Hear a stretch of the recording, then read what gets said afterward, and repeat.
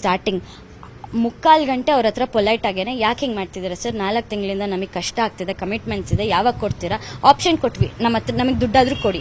ಅವ್ರು ಅಂದ್ರು ನಮ್ಮ ಹತ್ರ 10 ರೂಪಾಯಿ ಇಲ್ಲ ಇವಾಗ. ಸರಿ, ನಿಮ್ ಕುತ್ತಿಗೆ ಮೇಲೆ ನಾವು ಕೂತಿಲ್ಲ, ದುಡ್ಡು ಕೊಡೋದು ನಿಮಗೆ ಪರವಾಗಿಲ್ಲ ಅಂದ್ರೆ ನಮಗೆ ಪೋಸ್ಟ್ ಡೇಟೆಡ್ ಚೆಕ್ ಆದ್ರೂ ಕೊಡಿ, ನಮಗೆ ಶ್ಯೂರಿಟಿ ಅನ್ನೋದಿರುತ್ತೆ, ನಾವು ದುಡ್ದಿದ್ದು ನಮಗೆ ಬರುತ್ತೆ ಅಂತ.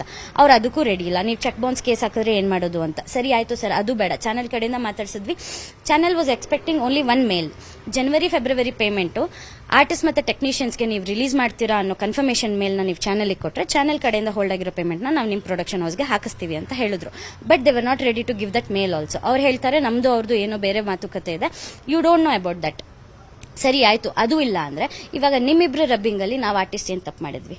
ನಾವು ದುಡ್ದಿದ್ದು ಯಾರಿಗೋಸ್ಕರ? ಹಗಲು ರಾತ್ರಿ ಕಷ್ಟಪಟ್ಟು ಅಡ್ಜಸ್ಟ್ ಆಗಿ ಕೋಆಪರೇಟ್ ಮಾಡಿಕೊಂಡು ಏನೇ ಪ್ರಾಬ್ಲಮ್ ಇದ್ರು ನಾವು ಅವ್ರಿಗೋಸ್ಕರ, ನಮಗೋಸ್ಕರ, ನಮ್ಮ ಶೋ, ನಮ್ಮ ಎಂಟರ್ಟೈನ್ಮೆಂಟ್, ನಮ್ಮ ಕನ್ನಡ ಸೀರಿಯಲ್ ಅದು ಇದು ಅಂತ ಅಂದ್ಬಿಟ್ಟು ನಾವು ಸೆಲ್ಫ್ಲೆಸ್ ಆಗಿ ವರ್ಕ್ ಮಾಡಿದ್ದೀವಿ. ಹಗಲು ರಾತ್ರಿ 1 ಅವರ್ 2 ಅವರ್ ನಿದ್ದೆ ಮಾಡಿಬಿಟ್ಟು